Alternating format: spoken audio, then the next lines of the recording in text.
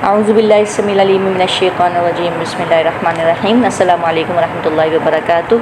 Rabbi इश्रह ली सदरी व यस्सिर ली अमरी वहलुल उक़दतम मिन लिसानी यफ़क़हू क़ौली। Rabbi ज़िदनी इल्मा rabbi ज़िदनी इल्मा rabbi ज़िदनी इल्मा।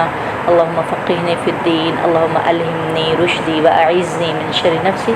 अल्लाहुम्मा अन्फ़अना बिमा अल्लमतना व अल्लिमना मा यनफ़अुना व ज़िदना इल्मा। अल्लाहुम्मा इन्ना नसअलुका हुब्बका व हुब्ब मन युहिब्बुका वल अमल अल्लज़ी युबल्लिग़ुना हुब्बक। अल्लाहुम्मा अरिनल हक़्क़ हक़्क़न वरज़ुक़ना इत्तिबाअहु व अरिनल बातिला बातिलन वरज़ुक़ना इज्तिनाबहु। आमीन अल्लाहुम्मा आमीन। सूरतुल अनफ़ाल। और सूरतुल अनफ़ाल में हम पढ़ेंगे आयत नंबर 9 से।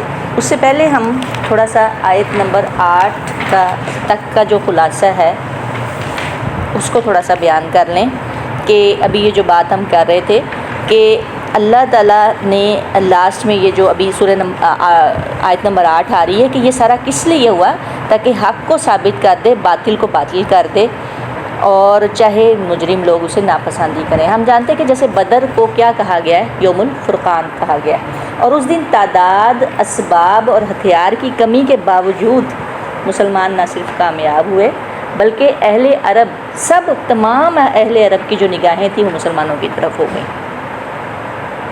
आपको पता है कि मुसलमान क्या चाह रहे थे? हम ये बार बार ये डायरेक्ट अल्लाह ताला खुद बयान कर रहे हैं कि मुसलमान लड़ना नहीं असल में चाह रहे थे। बेशक हमलावर अल्लाह के नबी ने उन्हें होने का कहा, मुसलमान लड़ना नहीं चाह रहे थे, लड़े बगैर। और हकीकतन भी लड़ाई या जंग कोई वो नहीं है। हमारे यहाँ बदर को कैसे पेश किया जाता है वाक़यात में कि जैसे बड़ी कोई हमारे ऊपर तंगी आ गई है, जैसे चले लगा ले कि अगर हम 2 घोड़े और 70 ऊँटों को इस अंदाज़ में बयान करें, नहीं, ये बाय चॉइस था।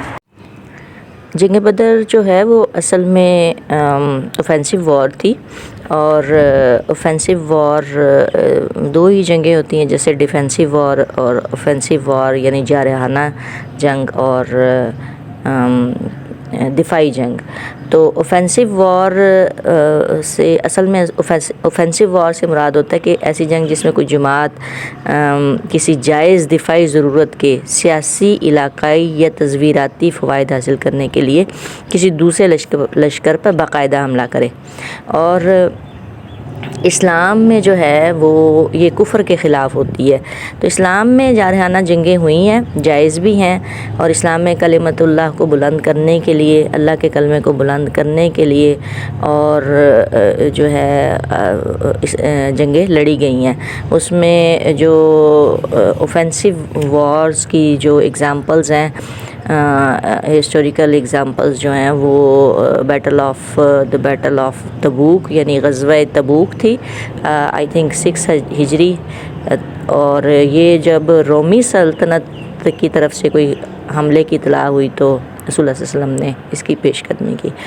इसके अलावा जंग मोता है और ग़ज़वा खैबर 7 हिजरी के ग़ज़वा खैबर में मुसलमानों को ख़तरात थे यहूदियों की तरफ से, तो कुफ़ार की तरफ से, मुनाफ़िक़ीन की तरफ से, तो तब भी ये जंगें लड़ी गई। इसके अलावा सहाबा इकराम के दौर में ऑफेंसिव वॉर्स हुई, सल्तनत रोमा और फ़ारस, ईरानियों पर जो फ़ारस की सल्तनत पर हमला वग़ैरह हुआ, तो उसमें जो है ये जंगें लड़ी गई।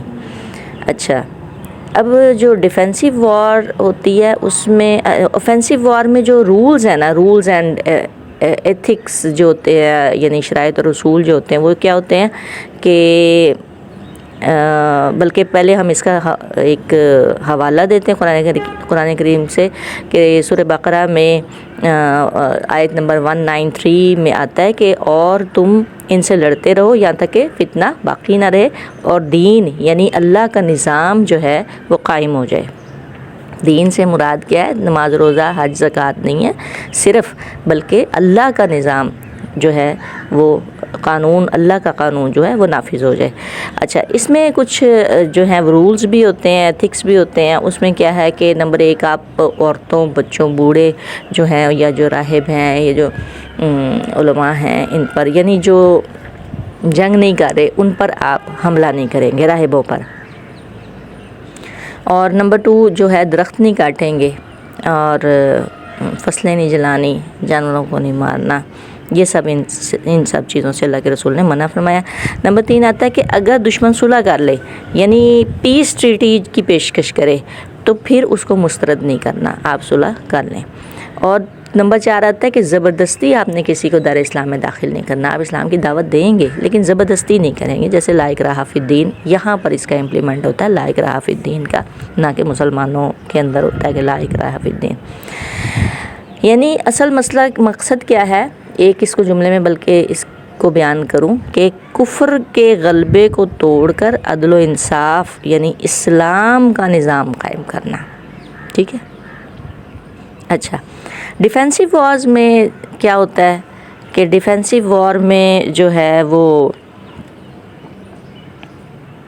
کوئی گروہ کسی دوسرے گروہ کی جارحیت، کسی دوسرے لشکر کی کوئی جارحیت کر رہا ہے، کوئی حملہ آور ہو رہا ہے، کوئی قبضہ کر رہا ہے، تو اس کے خلاف اپنی خود مختاری، علاقے اور وطن کی بقا کی حفاظت کے لیے لڑے۔ اس میں کیا ہوتا ہے کہ کوئی لشکر کسی دوسرے لشکر پر پہلے حملہ نہیں کرتا، بلکہ اس کی بجائے جب وہ حملہ کرتا ہے تو اب اس کی جوابی کارروائی کرتا ہے، یعنی اپنے دفاع میں جوابی کارروائی کرتا ہے۔ اور یہ جوابی کارروائی اصل میں یا جوابی حملہ صرف اپنے گھر کو بچانے کی لڑائی ہوتا ہے، جیسے کہ پاکستان نے پچھلے سال کیا کہ جب انہوں نے مریدکے میں حملہ کیا اور مسجد سبحان بھاولپور میں حملہ کیا، بچوں کو شہید کیا، وہاں پر بھی کچھ شہادتیں ہوئیں، یہاں پہ بھی شہادتیں ہوئیں، دشمن نے گھر میں گھس آیا تو پھر انہوں نے جو ہے فجر کے وقت جو ہے وہ حملہ کیا اور ان کی جو بھی بیسز وغیرہ ہیں ان کو اڑایا۔ تو یہ ڈیفینسو وار تھی، اوفینسو وار نہیں تھی کہ اپنے گھر کو انہوں نے بچایا تھا۔ اب رہ گیا غزہ پہ حملہ۔ غزہ کس طرح پس رہا ہے، فلسطین کس طرح پس رہا ہے، اسرائیل کتنے عرصے سے قابض ہے، اور پھر جو کہا جاتا ہے کہ حماس نے ظاہری بات ہے طوفان الاقصی میں اوفینسو وار یعنی پہلے پیش قدمی کی ہے، جارحانہ انداز اپنایا ہے۔ اس کے پیچھے کیا تھا کہ دیکھیں کتنے عرصے سے وہ قابض تھا، پریشان کر رہا تھا۔ جیسے پیچھے آپ چلے جائیں، مکے میں کیا ہوا، ظلم و ستم ہوا، اور پھر بعد میں بھی ہجرت نہیں کرنے دے رہے، پھر چڑھائیاں کر رہے ہیں، پھر خلاف ورزیاں کر رہے ہیں، کارروائیاں کر رہے ہیں، یہودی کیا کر رہے ہیں، تو یہ سب چیزیں۔ تو اس کے پس منظر میں پھر حماس نے جو ہے ایک لشکر تیار کیا، یعنی اللہ کے حکم سے، اور پھر اس کی پوری پلاننگ کی، اور پھر جو ہے 7 اکتوبر کو سن 2023 کو حملہ کیا۔ تو یہ جو ہے وہ اصل میں وہی چیز تھی جو اتنے سالوں سے یعنی پریشان کیا جا رہا تھا، اور قابض جو ہے وہ غاصب اور صہیونی جو ہے وہ مسلمانوں پر ظلم ڈھا رہا تھا۔ تو جس کو بعد میں یہ کہہ دیا گیا کہ حماس کو کیا ضرورت پڑی تھی اتنے بڑے اژدہے کے منہ میں ہاتھ ڈالنے کی۔ تو اس طرح نہیں ہوتا، جو جانور ہوتے ہیں وہ بھی اپنے گھر کو بچانے کے لیے دفاع کرتے ہیں، ڈیفینسو وار لڑتے ہیں، دفاعی جنگ کرتے ہیں۔ تو یہ تو پھر مسلمان ہیں اور سالوں سے صہیونی ان پر قابض تھا، جس وجہ سے جو ہے ایک پوری جماعت تیار کی گئی اللہ کے حکم سے، اور پھر حماس نے ایک حملہ کیا، حملہ آور ہوئے، اقدامی جنگ یعنی کہ یہ قسم کی۔ پھر بہرحال ابھی تک جو ہے وہ مکمل طور پر ظاہری بات ہے قابض نہیں ہے اسرائیل، اور تنگ کرتا ہے، پریشان کرتا ہے کبھی۔ بہرحال تو یہ جو ہے غزوہ بدر کو جس طرح سے انداز میں پیش کیا جاتا ہے اس طرح نہیں ہے، بلکہ یہ ایک اوفینسو وار تھی اور اقدامی جنگ تھی، اور اللہ کے نبی نے باقاعدہ ایک حملے کی جو ہے وہ، بلکہ اللہ کی خود یہ چاہت تھی، یہ آپ سارا پڑھ چکے ہیں کہ اللہ کی کیا چاہتی، اللہ تعالیٰ کیا چاہ رہے تھے کہ اللہ تعالیٰ کہہ رہے تھے کہ وَإِذْ يَعِدُكُمُ اللَّهُ إِحْدَى الطَّائِفَتَيْنِ أَنَّهَا لَكُمْ وَتَوَدُّونَ أَنَّ غَيْرَ ذَاتِ الشَّوْكَةِ تَكُونُ لَكُمْ وَيُرِيدُ اللَّهُ أَن يُحِقَّ الْحَقَّ بِكَلِمَاتِهِ وَيَقْطَعَ دَابِرَ الْكَافِرِينَ کہ وہ جب وعدہ کرا تھا تم سے اللہ ایک کا دو گروہوں میں سے، بے شک وہ تمہارے لیے، اور تم چاہتے تھے کہ بغیر ہتھیار والا ہو جائے تمہارے لیے، اور اللہ کیا چاہتا تھا کہ وہ حق کو ثابت کر دے اپنے کلمات کے ذریعے اور کافروں کی جڑ کاٹ دے۔ کیوں؟ لیحق الحق ویبطل الباطل ولو کرہ المجرمون، تاکہ وہ ثابت کر دے حق کو اور باطل کر دے باطل کو، اگرچہ کہ ناپسند کریں مجرم لوگ۔ ٹھیک ہے، اس کانسیپٹ کو کلیئر کیجئے کہ اسلام جو ہے وہ امن کا ہی دین ہے، لیکن جہاں پر لڑنا پڑے وہاں پر لڑنے کی پرمیشن ہے، اجازت ہے۔ دفاع نہیں تھا، بلکہ یہ خود سے ایک پلاننگ کی گئی تھی، اور یہ پلاننگ اللہ کے نبی نے کا چلیں جس طرح سے بھی، لیکن اللہ تعالیٰ اور طریقے سے پلان کر رہا تھا۔ تو اس کو بتایا، بیان اس طریقے سے، اس انداز میں کیا جاتا ہے کہ جیسے کہ مسلمان بڑے پست اور بڑی کم ہمتی میں تھے۔ نہیں، بدر کے واقعے کو آپ جب بھی اس کو آپ بیان کریں، بتائیں اس واقعے کو، تو اس انداز میں بتائیں کہ اصل میں مسلمانوں نے چڑھائی کی تھی۔ ٹھیک ہے، تو بہرحال یہ نہیں ہے کہ اگر 313 تھے اور اس میں بچے بھی، بیان اس انداز میں کیا جاتا ہے کہ مکمل طور پہ پورے مسلمان بھی نہیں تھے، وہ بھی بچے تھے، بیچ میں کچھ شامل تھے، تب جا کے 313 بنے۔ لیکن اس میں آپ دیکھیں کہ پھر اللہ تعالیٰ نے ان کی خلوص کو دیکھتے ہوئے تبھی فرشتوں کی سے مدد کی۔ تو بہرحال اس کو، بدر کے واقعے کو اس طرح عام نہ لیا جائے، لائٹ نہ لیا جائے بدر کے واقعے کو، اور سب سے پہلا مارکا تھا، سب سے پہلی مڈ بھیڑ ہونی تھی کفار کے ساتھ۔ اب ہوا کیا ہے کہ اہل عرب کی، تمام اہل عرب کی نگاہیں جو مسلمانوں کی طرف چلی گئیں، جو کل تک کمزور تھے، ضعیف تھے، اپنے وطن سے بھی نکال دیے گئے ظلم و ستم کر کے، اور بظاہر ان کی کوئی شان و شوکت نہیں تھی، ان کے پاس کوئی بظاہر اتنے زیادہ ہتھیار بھی نہیں تھے۔ اگرچہ جنگ بدر جو ان کے لیے مشکل تھی، لیکن اس مشکل کے بعد جو کامیابی نصیب ہوئی، اس کامیابی کے نتیجے میں جو کچھ انہیں ملا وہ صرف قافلہ لوٹ لینے سے نہیں مل سکتا تھا۔ جو ان کے یعنی نتائج، دور رس نتائج حاصل ہوئے، وہ صرف قافلہ لوٹ لینے سے نتائج حاصل نہیں ہونے تھے۔ اسی لیے اللہ چاہ رہے تھے کہ باقاعدہ ایک مارکا ہو۔ اب یہ دیکھیں کہ انسان کے لیے صرف دولت ہی انسان کے لیے نہیں سب کچھ ہوتی، بلکہ اس سے بڑھ کے، اس سے آگے بھی کوئی چیزیں ہوتی ہیں، یعنی صرف مال سے وہ فائدہ حاصل نہیں ہو سکتا جو کہ اس چیز سے فائدہ حاصل ہوتا ہے۔ یہ تو آنے جانے والی چیز ہے۔ اب اس کے مال کے برعکس اگر ہم پوری جان کی یا اس طرح کی قربانی دیتے ہیں نا، تو وہ بظاہر تو لگتا ہے کہ ایک مشکل ہے، لیکن اس کے دور رس فوائد ہوتے ہیں، نتائج ہوتے ہیں۔ تو مسلمان کا چڑھائی کرنا، مسلمان کا لڑنا، یہ مسلمان کی شان و شوکت کو واضح کرتا ہے۔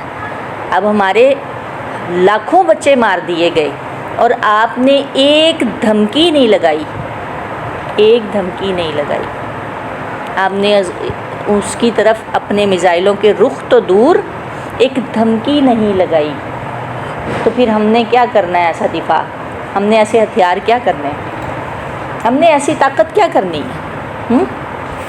کس کے لیے ایسی طاقت؟ صرف ایک یہ جو ہمارا روایتی بیٹھا ہوا ہے اس کے لیے۔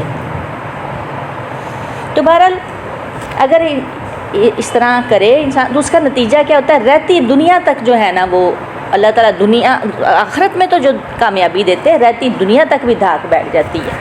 بے شک پاکستان کی دھاک بیٹھی ہے، لیکن میں یہ نہیں کہتی، اس بات سے نہیں ہے، لیکن آپ سرحد تک کیوں ہو گئے؟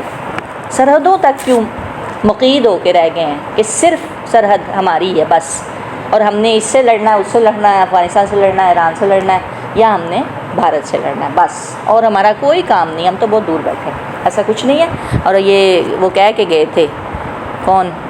ڈاکٹر عبدالقدیر رحمہ اللہ، اللہ ان کی قبر پہ کروڑوں رحمت نازل فرمائے، کہ انہوں نے کہا تھا کہ جو میں بنا کے جا رہا ہوں نا، یہاں سے بیٹھے ہوئے آپ اسرائیل کو مار سکتے ہیں، امریکہ کو دھمکی لگا سکتے ہیں، اسرائیل کو دھمکی لگا سکتے ہیں۔ تو وہ انہوں نے کچھ اس طرح کا تیار کیا تھا، تو انہوں نے یہ باتیں کی تھیں۔ اب یہ دیکھیں، دنیا میں عزت سے مراد، میں اس عزت کی بات نہیں کری جو انہوں نے مارکہ حق منایا اور پھر اس کے بعد کیا ناچ گانا کیا اور اس کے بعد کیا کچھ نہیں کیا، کیا غلاظت نہیں ہوئی یہاں پہ، کیا اس کو بولتے ہیں ابھی جو انہوں نے اس کا نام کیا دیا تھا، مارکہ حق کا نام پتہ نہیں انہوں نے کیا دیا تھا، وہ انہوں نے کیا تھا۔ دنیا میں کامیابی سے مراد اہل بدر کو آپ دیکھیں کہ اہل بدر کے لیے اللہ تعالیٰ نے ان کے کیا فضائل ہیں، کہ ان سے جنت کا بھی وعدہ کیا گیا، اور اس کے بعد جو ان سے غلطی ہوئی اس کو ہمیشہ یہ کہہ کے معاف کیا گیا کہ اللہ نے ان سے مغفرت کا وعدہ کیا، جو بدری صحابی تھے، اور ان کے ایمان اور سچائی کی گواہی ہر موقع پہ دی اللہ تعالیٰ نے۔ اور جو عزت مسلمانوں کو ملی اور جو طاقت ملی، جو روب جمع، اور اہل مکہ کثرت اور طاقت رکھنے کے باوجود جب بظاہر مکمل طور پہ سامنے نظر آ رہا تھا کہ وہ ہار گئے ہیں، تو مسلمانوں کو بہت سارے فوائد حاصل ہوئے، جبکہ مسلمان کیا چاہ رہے تھے، اصل میں قافلہ حاصل کرنا چاہ رہے تھے، اللہ کچھ اور چاہ رہا تھا۔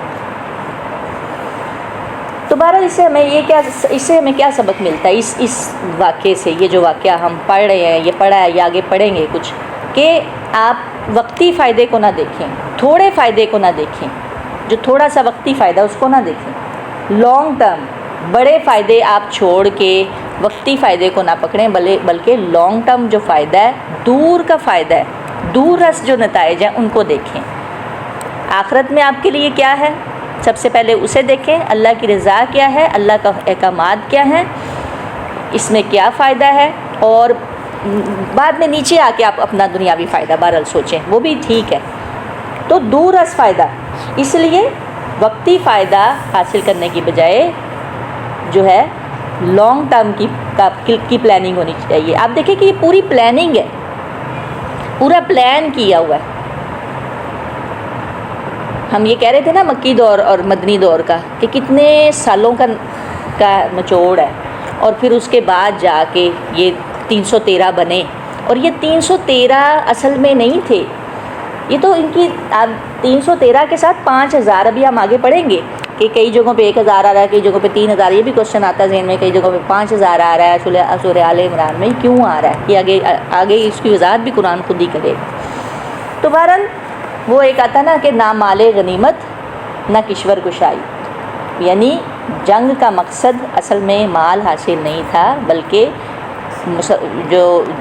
بلکہ باطل کو توڑنا تھا اور حق کو قائم کرنا تھا۔ یہ اچھا، استستغیثون، آیت نمبر 9، استستغیثون، جب تم فریاد کر رہے تھے، غیث سے نکلا ہے، اور غیث کہتے ہیں غا یا سا بھی ہو سکتا ہے، غا واو سا بھی ہو سکتا ہے۔ غوث کہتے ہیں فریاد کرنے کو،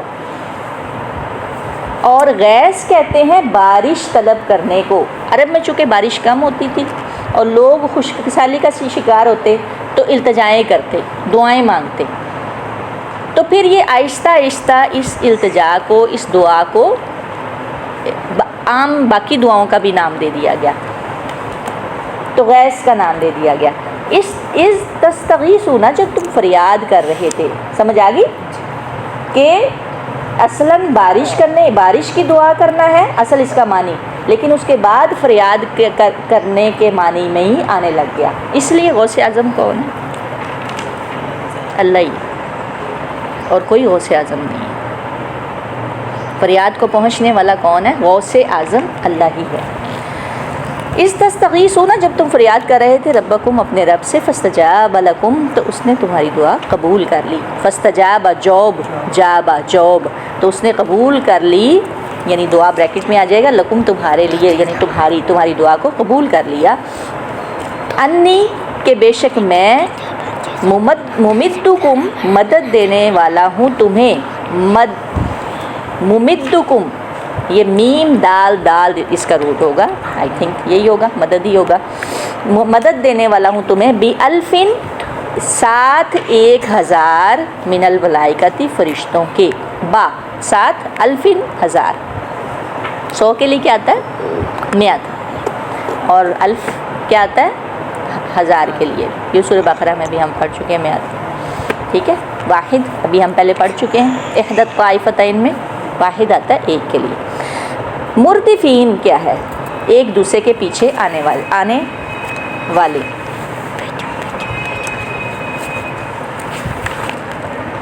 تفسیر ابن عباس میں آتا ہے کہ اذ تستغیثون ربکم فاستجاب لکم کی جو تفسیر ہے، جب تم اپنے رب سے دعا مانگ رہے تھے اس نے تمہاری دعا قبول کر لی. امام ترمذی نے سیدنا عمر رضی اللہ تعالی عنہ سے روایت کیا ہے.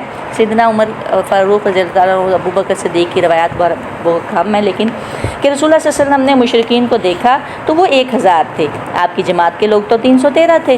چنانچہ آپ قبلہ رخ ہوئے، ہاتھ اٹھا کر اپنے رب سے دعا کرنے لگے، یا رب العالمین جو آپ نے مجھ سے وعدہ فرمایا ہے اس کو پورا فرمانا. یا الہ العالمین، مسلمانوں کی اگر یہ جماعت ہلاک ہو جائے تو زمین پر تیری عبادت نہیں کی جائے گی.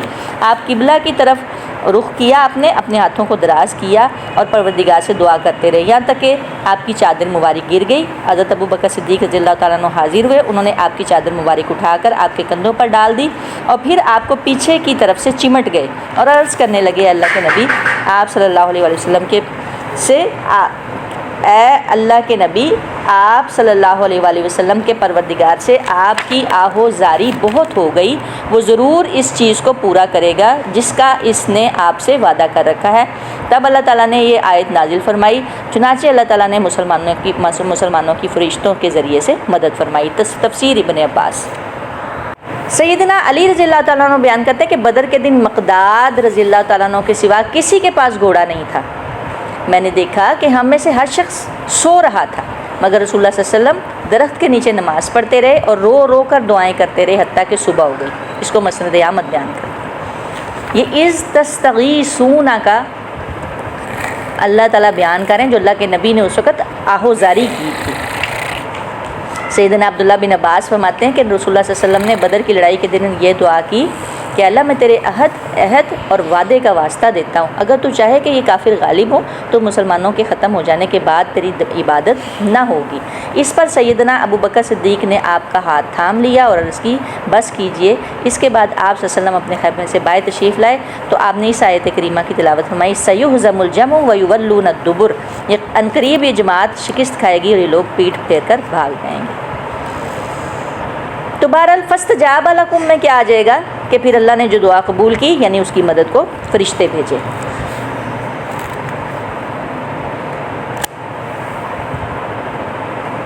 فرشتے آئے. فرشتے کس طرح سے کہ اس کے بارے میں آتا ہے کہ اللہ تعالیٰ یہ سیدنا عباس اس کی تفسیر بیان کرتے ہیں کہ اللہ تعالیٰ نے اپنے نبی صلی اللہ علیہ وسلم اور مومنوں کی 1000 فرشتوں کے ساتھ مدد فرمائی، جن میں سے 500 فرشتوں کی قیادت سیدنا جبرائیل امین کر رہے تھے اور 500 کی قیادت سیدنا میکائیل علیہ السلام کے پاس تھی. اب اس سے ایک اور حدیث سے بھی یہ واضح ہو رہا ہے کہ عبداللہ بن عباس یعنی ابن عباس فرماتے ہیں کہ ایک مسلمان ایک کافر کا تعاقب کر رہا تھا جو اس کے آگے تھا. اتنے میں اس نے کافر کے اوپر سے کوڑے کی آواز سنی اور سوار کو یہ کہتے ہوئے سنا، سوار کی بھی آواز سنی اور کوڑا مارنے کی بھی آواز سنی. سوار کو یہ کہتے ہوئے سنا کہ ہیزوم آگے بڑھ. پھر اس نے یہ دیکھا کہ وہ مشرک چاروں شانے چت کر گر گیا ہے، چاروں شانے چت گر گیا ہے یعنی گر پڑا ہے. اس کی ناک پر نشان تھا، زخمی تھی اور اس کا چہرہ پھٹ گیا تھا یعنی اس کا سر بھی اس کا زخمی تھا. جیسے اس پر کوڑے برسائے گئے حتیٰ کہ اس کا سارا جسم کوڑے کے زہر کی وجہ سے سبز ہو گیا. انصاری نے یہ واقعہ رسول اللہ صلی اللہ علیہ وسلم کے سامنے بیان کیا. یعنی آپ کو سمجھ آ رہی ہے نا کہ وہ بھاگ رہا ہے اس کے پیچھے، لیکن اس سے پہلے فرشتہ جو ہے اس کو مار کر گرا چکا تھا. انصاری نے یہ واقعہ رسول اللہ صلی اللہ علیہ وسلم کے سامنے بیان کیا تو آپ نے فرمایا تم سچ کہتے ہو، یہ تیسرے آسمان کی سے مدد تھی. یعنی فرشتے یہ والے فرشتہ جو آیا ہے یہ تیسرے آسمان سے آیا. اس کو مسلم نے بیان کیا. یعنی یہ کوئی باتیں نہیں ہیں. معاذ بن رفاعہ یعنی پوری روایات سے ثابت ہے. معاذ بن رفاعہ بن رافع زرقی نے اپنے والد رفاعہ بن رافع سے روایت کیا کہ جو بدر کی لڑائی میں شریک ہونے والوں میں سے تھے، انہوں نے بیان کیا کہ جبرائیل امین نبی کریم صلی اللہ علیہ وسلم کی خدمت میں آئے. آپ سے انہوں نے پوچھا کہ بدر کی لڑائی میں شریک ہونے والوں کا آپ کے یہاں کیا درجہ ہے؟ آپ نے فرمایا مسلمانوں میں سب سے افضل، یا آپ صلی اللہ علیہ وسلم نے اسی طرح کا کوئی کلمہ ارشاد فرمایا. جبرائیل امین نے کہا کہ جو فرشتے بدر کی لڑائی میں شریک ہوئے تھے ان کا بھی یہی درجہ ہے. سمجھ آئی کہ جیسے مسلمانوں کی فضیلت ہے، یعنی بدری صحابی کی جو فضیلت ہے، اسی طرح ہی فرشتوں کی بھی یہی فضیلت ہے. اس کو بخاری نے روایت کیا. فرشتوں کا طریقہ جنگ کیا تھا کہ بہرحال وہ اس کو آگے ہم پڑھیں گے کہ وہ کس طرح سے مار رہے تھے. اب ایک لفظ آ رہا ہے یہاں پہ بِأَلْفٍ مِّنَ الْمَلَائِكَةِ مُرْدِفِينَ. مردفین کیا ہے؟ مردفین نکلا ہے ردف سے، اور ردف کہتے ہیں یا مردف یا راد دال فا رادیفہ. رادیفہ کہتے ہیں تابع ہونے کو، کسی چیز کے پیچھے پیچھے آنا، یعنی کسی چیز کے پیچھے آنا، یعنی لگاتار، یعنی پے در پے. آپ نے دیکھا ہے، آپ نے پڑھا ہے سورہ آل عمران میں آتا ہے کہ اِسْتَقُولُ لِلْمُؤْمِنِينَ أَلَنْ يَكْفِيَكُمْ أَنْ يُمِدَّكُمْ رَبُّكُمْ بِثَلَاثَةِ آلَافٍ مِّنَ الْمَلَائِكَةِ مُنزَلِينَ. یہاں پہ کیا آیا؟ 3000 فرشتوں کا ذکر آیا. ٹھیک ہے. اگلی ہی آیت میں کیا آیا ہے؟ اس سے اگلی یہ 124 آیت ہے، اور 125 آیت میں کیا آیا ہے؟ بلا کیوں نہیں، ان تصبروا وتتقوا ویأتوکم من فورہم ھذا یمددکم ربکم بخمسۃ آلاف. کہ اگر تم صبر کرو، پرہیزگاری اختیار کرو، تو یہ لوگ اسی دم تمہارے پاس آ جائیں تو تمہارا رب تمہاری امداد کتنے فرشتوں سے کرے گا؟ 5000 فرشتوں سے کرے گا. بخمسۃ آلاف من الملائکۃ مسومین، پہلے ہے منزلین، پھر ہے مسومین. یہاں پہ کیا آیا؟ یہاں پہ آیا بِأَلْفٍ مِّنَ الْمَلَائِكَةِ مُرْدِفِينَ. کون سی صورت میں ہے؟ سورہ آل عمران 124 125. یہاں پہ کیا آیا ہے؟ مردفین. ٹھیک ہے. منزلین، مسومین. منزلین کیا؟ اتارے ہوئے، اور مردفین مسومین کیا تھا؟ نشاندار ہوں گے. اور مردفین کا کیا مطلب ہے؟ لگاتار، پے در پے. مطلب یہ ہے کہ اب یہ اکثر آتا ہے کہ یعنی فرشتے جو ہیں وہ اس طرح سے تضاد نظر آ رہا ہے آپ کو ایک بات میں تھوڑا سا، کہ 1000 کی بات آئی ہے، ایک جگہ پہ 3000 کی آئی ہے، اسی اگلی آیت میں 5000 کی بات آئی ہے. تو مردفین میں ہی اس کی جو ہے نا اس کی تشریح ہے، بلکہ اس کی وضاحت ہے. اس لفظ کے اندر ہی اس کی وضاحت ہے. ایک دوسرے کے پیچھے، پے در پے، یعنی پہلے 1000 آئے، پھر 3000 ہوئے. پہلے 1000 کا گروہ آیا، پھر 3000 ہوئے، پھر 5000 ہوئے، یعنی کل کتنے ہوئے؟ 5000. سمجھ آ رہی ہے؟ پہلے 1000 آئے، پھر 3000 ہوئے، یعنی پھر ہزاروں کا گروہ ہوا، اور پھر اس کے بعد اور شامل ہوئے 1000 کر کے 5000. یہ کل 5000 ہو گئے. اگر ہم سورہ آل عمران کو اس سے لیں، جیسے اقبال کا ایک وہ شعر یاد ہے نا آپ کو کہ فضائے بدر پیدا کر، فرشتے تیری نصرت کو اتر سکتے ہیں گردوں سے، قطار اندر قطار اب بھی. تو وہ قطار اندر قطار کیا تھا؟ 1000 در 1000 تھا. اصل میں ہزاروں کے گروہوں میں فرشتے اتر رہے تھے.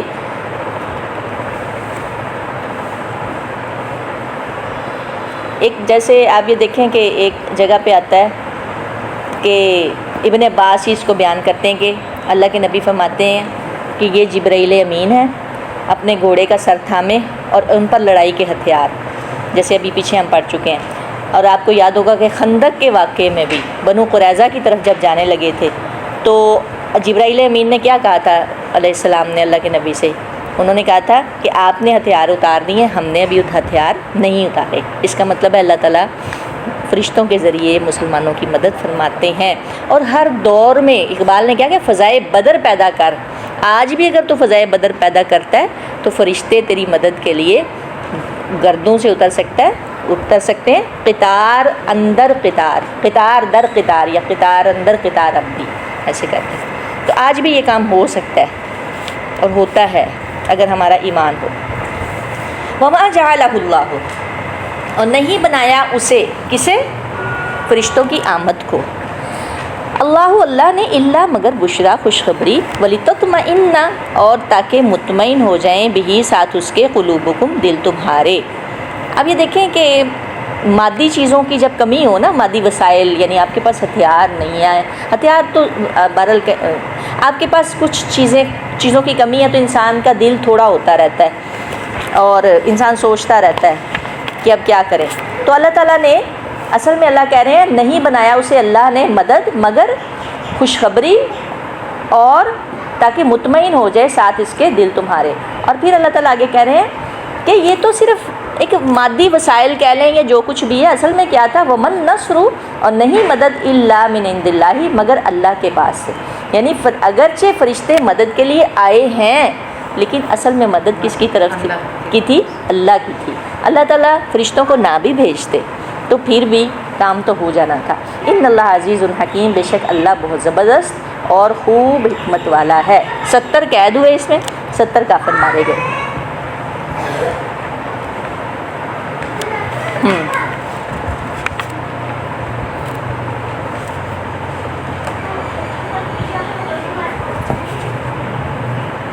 اچھا آگے چلتے ہیں، آیت نمبر 11۔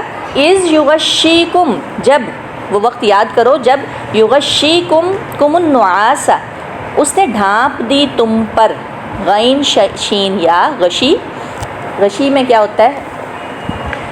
عقل پر پردہ پڑ جاتا ہے۔ تو بہرحال یغشیکم، اس نے ڈھانپ دی تم پر، النعاس، اونگ۔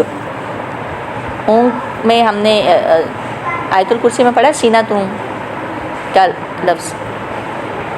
نوم تو نیند کو کہتے ہیں، اور نعاس یا سینۃ کہتے ہیں اونگ کو۔ تو اونگ، امنتاً، امن کے لیے، منہ، اس کی طرف سے، وَيُنَزِّلُ، اور وہ اتار رہا تھا، علیکم، اچھا ایک منٹ ہم اس کو لیں گے، نیند اتاری امن کے لیے، کیوں؟ آپ کو پتہ ہے ایک آپ ہلکا سا جھونکا آ جائے نا، نیند آپ 2 4 5 گھنٹے بھی سو جائیں تو آپ اس طرح سے فریش نہیں ہو سکتے، کبھی کبھی آپ کو ہلکی سی نیند، ہلکا سا ایک نیند کا جھونکا فریش کر دیتا ہے۔ یہ قیلولہ جو ہوتا ہے اس کا مطلب یہ نہیں ہوتا کہ آپ خراٹے لے کے سوئیں، نہیں، آپ اپنے جہاں پہ بھی کام کر رہے ہیں، آپ اپنے آفس میں ہیں، آپ اپنے اسکول میں ہیں، آپ اپنی کسی جگہ ہیں، آپ اپنے گھر میں ہی ہیں، آپ اپنے ٹیبل پہ اگر ایسے سر رکھ کے آپ صرف 1 2 منٹ کی یا 5 منٹ کی یا چند سیکنڈز کی بھی کا بھی آپ کو جھونکا آ جاتا ہے، یا آپ کا تخیل یہاں سے وہاں پہنچ جاتا ہے تھوڑا سا، تو وہ بھی آپ کے لیے کافی، اسے قیلولہ بولتے ہیں۔ ٹھیک ہے، اس کا مطلب یہ نہیں ہوتا کہ آپ نے آدھا پونا گھنٹہ آرام ہی کرنا ہے، قیلولہ اسے بولتے ہیں، نہیں تھوڑی دیر آپ ریسٹ کریں گے۔ یہ تھی وہ نیند، کس لیے؟ کہ فریش ہو جائیں، چستی آ جائے۔ یہ اونگ اللہ تعالیٰ کی طرف سے دعا کی قبولیت کی علامت تھی۔ یہ اونگ مسلمانوں کے دل میں جو خوف اور ڈر تھا اسے دور کر رہی تھی، اور یہ اونگ فتح و نصرت کا پیش خیمہ ثابت ہوئی۔ امنتاً منہ، اپنی طرف سے امن دینے کے لیے، اللہ تعالیٰ کی جانب سے تمہارے لیے امن اور سکون کا اطمینان کا باعث تھی۔ آپ کو پتہ ہے احد میں بھی اونگ تاری ہوئی، نیند نہیں اس کو کہیں گے، اس کو اونگ بولیں گے۔ اس کے لیے یہی تو اللہ تعالیٰ نے اپنے لیے استعمال کیا ہے کہ اللہ کو نہ نیند آتی ہے، نہ اونگ آتی ہے، نہ نیند آتی ہے۔ اللہ تعالیٰ کو اونگ نہیں آتی ہے، اللہ کو اونگ آ گئی تو کیا ہوگا؟ ابھی آپ کر رہے تھے، گر گیا پینسل، اونگ آئی پینسل گر گئی نا، تو درہم برہم ہو جائے نظام، اللہ کو اگر اونگ آ جائے۔ تو بہرحال احد میں بھی ہوا، ثم انزل علیکم من بعد الغم امنة نعاسا یغشی طائفة منکم وطائفة قد اہمتہم انفسہم۔ پھر اللہ تعالیٰ نے اس غم کے بعد تم پر ایک امن نازل فرمایا۔ کون سا غم تھا؟ کہ جب یہ بات آ گئی کہ اللہ کے نبی کو شہید کر دیا گیا۔ ایک اونگ تھی جو تم میں سے کچھ لوگوں پر چھا رہی تھی، اور یقیناً کچھ لوگ تھے جن کی جانوں نے انہیں انہیں فکر میں ڈال رکھا تھا. آپ کو پتہ ہے کہ ایک صحابی آتے ہیں اس بات کو بیان کر رہے ہوتے ہیں کہ میری تلوار بار بار میرے ہاتھ سے گر رہی تھی. اچھا غزوہ بدر میں اس کو تھوڑا سا ہم اگر دیکھیں کہ اونگ کا واقعہ کیا تھا. یہ واقعہ حیرت انگیز ہے. غنودگی نیند کی سی کیفیت تھی جو مسلمانوں پر جنگ سے پہلے طاری ہو گئی. یہ نفسیاتی کیفیت اللہ تعالیٰ کا ایک خاص انعام تھا کیونکہ انسان سو کر تازہ دم ہو جاتا ہے، فریش ہو جاتا ہے. جب دونوں لشکروں کا آمنا سامنا ہوا تو مسلمانوں پر خوف طاری ہو گیا. انہیں اتنے بڑے لشکر کی توقع نہیں تھی. پھر میدان جنگ کی دہشت میں اللہ تعالیٰ نے ان پر اونگ طاری کر دی. وہ تازہ دم ہو کر اٹھے، وہ ذہنی بوجھ سے فارغ ہو کر صبح بالکل فریش ہو گئے. اس طرح یہ غنودگی اللہ تعالیٰ کی طرف سے ایک غیبی مدد تھی. ٹھیک ہے. اچھا آگے آ رہا ہے وَيُنَزِّلُ عَلَيْكُم مِّنَ السَّمَاءِ مَاءً، اور اس نے اور وہ اتار رہا تھا تم پر من السماء آسمان سے کیا؟ پانی. کس لیے؟ پانی سے مراد بارش. کس لیے؟ نمبر 1 لِيُطَهِّرَكُم بِهِ، تاکہ وہ پاک کر دے تمہیں اس کے ساتھ. پاک کر دے یعنی تم غسل بھی کر لو، تم وضو بھی کر لو اور نماز بھی ادا، یعنی طہارت کرو، مکمل طور پر طہارت کرو اور پاک صاف ہو جاؤ. اچھا نمبر 2 وَيُذْهِبَ عَنْكُمْ، اور ذہبہ سے وہ یذہب اور وہ لے جائے عنکم تم سے رجز الشیطان، گندگی نجاست شیطان کی، وہ دور کر دے تم سے شیطان کی نجاست، شیطان کی گندگی کو تم سے دور کر دے. شیطان کی گندگی جو ہے نا، قتادہ رحمہ اللہ نے فرمایا کہ شیطان نے دلوں میں یہ بات ڈال دی تھی کہ بغیر طہارت کے نماز نہیں ہوگی. پہلے اس نے یہ نجاست ڈالی کہ طہارت کے بغیر تو نماز نہیں ہوگی. تو طہارت حاصل کرنے کے لیے کیا ہوا؟ آسمان سے بارش آئی، پانی اترا. اللہ تعالیٰ نے، اور ایک جگہ پہ آتا ہے کہ شیطان کی نجاست سے رجز کے مطلب یہاں پہ وسوسہ ہے، وسواس آنے لگ گئے مسلمانوں کے دلوں میں فوری طور پہ. بہت بڑا کام تھا، چھوٹا مارکا نہیں تھا. وسواس آنے شروع ہو گئے تو شیطان کی وہ گندگی جو وسواس تھے وہ سب کچھ دور ہو گیا. اس سے نجاست سے دلوں کو اللہ تعالیٰ نے پاک کر دیا. نمبر 3 وَلِيَرْبِطَ عَلَىٰ قُلُوبِكُمْ، اور ربط کہتے ہیں کسی چیز کو باندھ دینا. رباط جیسے ایک نماز سے دوسرے نماز تک کا جو ہمیں ٹائم ایک ہمیں باندھ رہا ہوتا ہے نا، وضو میں کہہ لیں یا جس میں بھی، یا ایمان میں یا جس میں بھی، تو وہ بھی رباط ہی ہوتا ہے. تاکہ مضبوط کر دے تمہارے دلوں کو، یعنی صبر اور یقین میں مضبوط کر دے. وَيُثَبِّتَ بِهِ الْأَقْدَامَ، رباط سے مراد یعنی یہاں پہ کیا ہوئے گا کہ حالات میں جب تبدیلی نظر آئی نا، کہ ایک تو پہلے نمبر پہ تھوڑی نیند آ گئی، اونگ آ گئی، اور اوپر سے آسمان سے پانی بھی اتر آیا، پھر غسل بھی کر لیا، پھر وضو بھی کر لیا، شیطان کے وسواس بھی دور ہو گئے، پھر وہ کیا ہوا؟ رباط قائم ہوا، ایک دل بند گئے، مضبوط ہو گئے. ٹھیک ہے. وَيُثَبِّتَ بِهِ الْأَقْدَامَ، نمبر 4 اور جما دے، ثابت کر دے اس کے ساتھ تمہارے قدموں کو. اس سے مراد ریتلی زمین جو تھی وہ بھی جم گئی، وہ بھی بیٹھ گئی، ریتلی مٹی جو تھی. اور اس کے بعد یہ آتا ہے کہ کیونکہ زمین ہموار تھی اور نرم تھی، جب اس پر بارش نازل ہوئی تو سخت اور ٹھوس ہو گئی، اور قدم مضبوطی سے جمنے لگے. زمین ہموار تھی، نرم تھی، بارش ہوئی تو سخت اور ٹھوس ہو گئی اور قدم مضبوطی سے جمنے لگے. اس کا مطلب یہ. تو آپ یہ دیکھیں کہ اس کے لیے 4 چیزیں آئی ہیں کہ کسی بھی مارکے میں کو جیتنے کے لیے آپ کو کیا چاہیے؟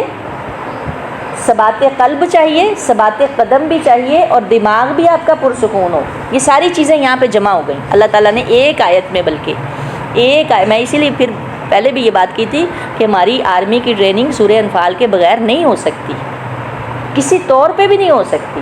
آپ جتنے مرضی جاندار بچے بھرتی کر لیں، آپ جب تک ان کی ذہن سازی نہیں کریں گے وہ اس بات کو پہنچ ہی نہیں سکیں گے. اس وجہ سے آج ہم کیا ہو گئے؟ سرحدوں میں مقید ہو کے رہ گئے کہ بس یہ ہماری سرحد ہے. نہیں. تو اللہ تعالیٰ ایک آیت میں ان 4 چیزوں کو جمع کر رہا ہے. ٹھیک ہے. اونگ کو، بارش کو طہارت کے لیے، اور وسواس دور ہوئے، رباط آیا، اور کیا ہوا؟ ثابت قدم. ٹھیک ہے. ثبات قلب، ثبات قدم اور دماغ کا پرسکون ہونا. تو تبھی ہم جو ہے نا کسی مارکے کو جیت سکتے ہیں۔ اچھا، اس میں تھوڑا سا ایک آتا ہے کہ بدر کے میدان میں مشرکین نے پہلے پہنچ کر وہاں بہترین جگہ اور پانی کے چشمے پر قبضہ کر لیا۔ ایسی حالت میں مسلمانوں کے دلوں میں وسوسہ آنے لگا، ہم پہلے بھی اس میں پڑھ بھی چکے ہیں، بہرحال اس کی ایک ریمائنڈر ہے کہ اللہ تعالیٰ کی مدد ان کے لیے شامل حال نہیں ہے۔ مسلمانوں کے دلوں میں نا وسوسہ آیا، اللہ تعالیٰ نے اتنے زور کی بارش برسائی کہ مسلمانوں نے پانی اکٹھا کر لیا۔ مشرکوں نے زمین کے پانی کو مسلمانوں سے روکا تو اللہ تعالیٰ نے آسمان سے پانی جاری کر دیا۔ بارش کی وجہ سے حالات میں تبدیلی آئی، ریت بیٹھ گئی اور لوگ اور جانور اس پر آسانی سے چلنے لگے۔ مسلمانوں نے بارش کا پانی جمع کر لیا، کفار کے لیے کیچڑ ہو گیا اور مشکلات پیدا ہو گئیں، کیونکہ وہ نشیبی جگہ پر تھے۔ پانی کی وجہ سے مسلمانوں کے دلوں کو اطمینان ہو گیا اور سب لوگ تر و تازہ ہو گئے۔ بارش نے پوری سچویشن بدل دی۔ سبحان اللہ و بحمدہ، سبحان اللہ العظیم، سبحانک اللہم و بحمدک ونشہد ان لا الہ الا انت نستغفرک ونتوب الیک۔